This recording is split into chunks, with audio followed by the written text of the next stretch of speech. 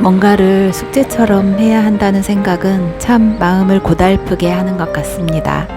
꼭 해내야 할 숙제, 제출하면 평가를 받는 일들, 미루고 나면 잘못한 것 같은 찝찝함과 불편함. 그렇다고 밤새워 열심히 했는데 생각보다 못한 점수를 얻었을 때의 초라함. 그런 것을 버릴 수 있는 방법은 뭘까 생각했더니 역시 즐겁게 신나게 하고 싶은 마음이 들어서 하게 되는 때를 기다리는 것이었어요. 내내 놀고 한가롭다가 마감을 앞둔 전날 온 에너지가 폭발하는 우리 막내 같은 사람도 있고, 한 달 전부터 차곡차곡 계획에 따라 해나가는 첫째 같은 사람도 있죠. 그래서 가장 중요한 건 하고 싶다는 마음, 의욕인 것 같습니다. 그래서 어떤 생각을 하면 의욕이 있고 즐겁고 재미가 있을까? 그런 생각을 찾아보고 삽니다. 아침에 코코넛 바크에 심겨진 이 호야를 물에 푹 담가두고 잘 살아나기를 바랬습니다. 집에 올 때부터 시든 티를 팍팍 내는 모습에 적잖이 실망했지만 쭈글거리는 잎사귀와 오래된 수염뿌리가 메마른 게 왠지 짠해서 자주 들여다보게 됩니다. 이렇게 착생되어 자라는 식물도 영양제를 주는 걸까 생각하다 한두 방울 물에 넣어주고, 나이가 들면 영양제도 흡수가 잘 안 되는 건 사람이나 식물이나 같겠지 하고 생각합니다. 모두 새 잎들을 틔워내는 그 중에 혼자 쭈그리로 자리를 지키는 모습이 왠지 나 같아서 자주 어루만져주고 있어요. 굳이 저항할 필요 없는 부분은 자연에 맡겨도 좋다고 하던데, 일생을 알 수 없는 공격에 저항하며 꿋꿋이 살아왔으니 지금쯤 자연스럽게 자연에 맡기는 것도 나쁘지 않겠죠. 호야나 나나. 하루아침에 봄이 되더니 자고 일어나니 이젠 여름입니다. 계절은 부지런히 오고 가는데 나는 아직도 따뜻한 전기 매트를 1단계로 켜고 잡니다. 늦은 오후 깊숙이 들어오는 햇빛 아래 축축한 머릿속, 쾌쾌한 마음속이 보송보송 햇빛 살균되는 기분이 듭니다. 8년차 방한 퉁수인 미유를 안고 베란다에 나서면 겁에 잔뜩 질린 눈으로 호기심은 숨기지 못해 앞발로 제 어깨를 콱 움켜잡고 두리번거립니다. 집에만 있는 것이 집사의 책임인 양 미안하지만 역시 고양이는 아무렇지 않아요. 본인이 괜찮다면 좁은 집, 폭신한 방석 하나로도 괜찮은 거죠. 내 영역의 소중함과 편안함을 잘 아는 고양이들을 보며 나도 나만의 영역 안에서 오늘도 아주 편안하고 싶습니다.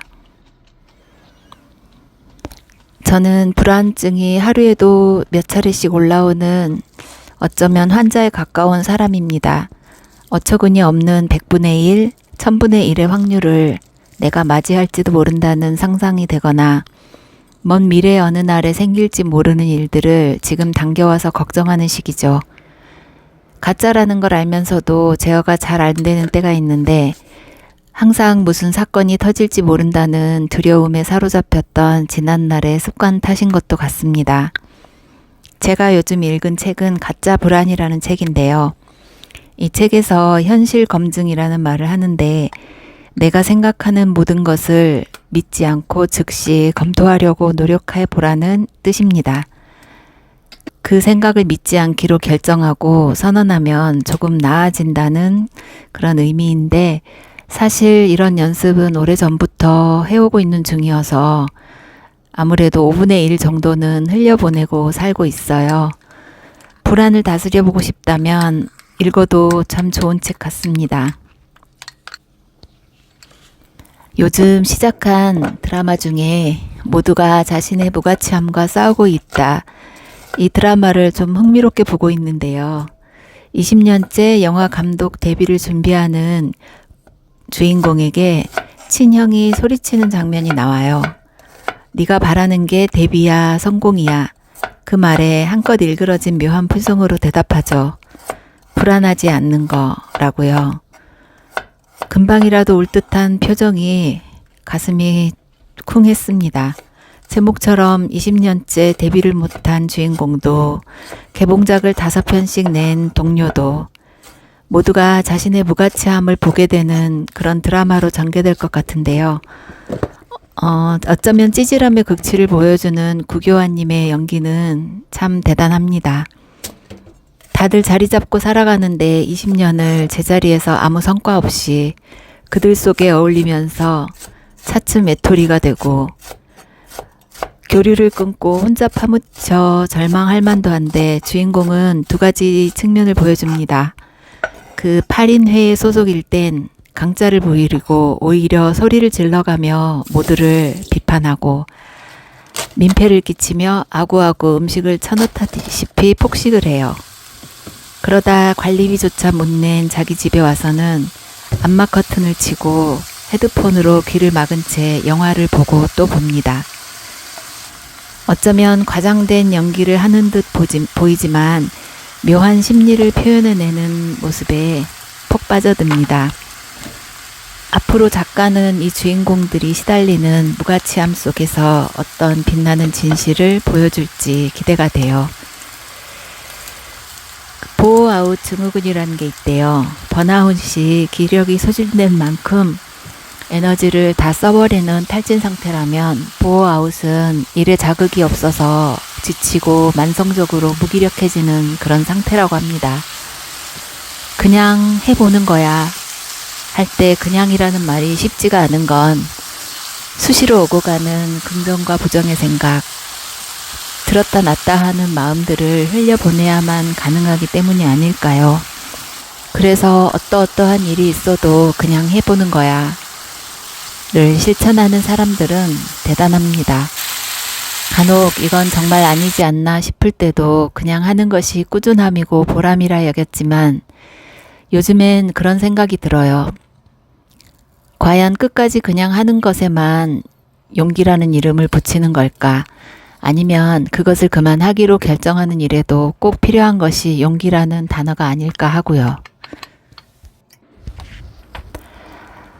정말 사소한 것들이 사람을 일으켜 세우고 그런 것이 모여 거창하게는 세상도 구원한 것 같습니다. 세상을 구원한다는 그런 큰 포부는 없지만 저에게 그 사소한 것은 따뜻한 마음인 것 같습니다. 마음을 따뜻하게 쓰면 말도 따뜻하게 나오고 행동도 따스해지거든요. 사람을 대할 때 따뜻하게 대하는 사람이 되고 싶은데 단서는 있어요. 단 나에게 그렇게 대하지 않는 사람에게라도 너무 충격받지 않는 것. 충격이라기보단 마음을 다치지 않는 것. 세상에 나와 똑같은 사람은 없으니까요. 똑같이 말하고 똑같이 행동하고 똑같이 마음을 쓰고 그런 사람은 없으니까요. 그냥 작은 부분을 공감하고 작은 부분을 싫어하고 그럴 뿐이죠. 드라마 한 장면을 찍어보면서 일기 마무리하겠습니다. 감정은 의지로 못 바꿔요. 우울할 때는 길바닥에 떨어진 500원이라도 주어야지. 작은 성공, 그런 게 있어줘야 기분이 바뀌지. 이런 대사입니다. 맞는 말인 것 같습니다. 길에 떨어진 500원이라도 주워보는 그런 하루가 되었으면 합니다. 감사드립니다.